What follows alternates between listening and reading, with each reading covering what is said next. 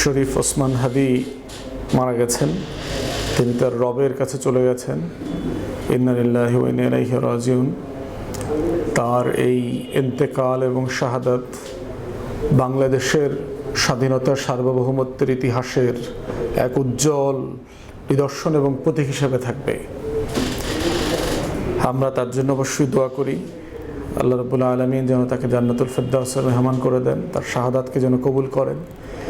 এবং যেই কারণে তিনি বাংলাদেশের আজাদির লড়াইটা লড়ে গেছেন, যেই বিশ্বাস থেকে, যেই সাহসিকতার থেকে, সেই সাহসিকতা এবং বিশ্বাসের জায়গা থেকে যেন আরও এরকম অনেক বীর হাদি আমাদের মাঝে জন্মায় এবং তারা যেন দিল্লির আধিপত্যবাদ থেকে শুরু করে বাংলাদেশের স্বার্থবিরোধী যত এন্টিটি আছে, রাজনীতিতে, রাজনৈতিক দলের ভিতরে, প্রশাসনে, আমলাতন্ত্রে, সব জায়গাতে সেই তাদের বিরুদ্ধে সে লড়াইটা যেন জারি রাখে।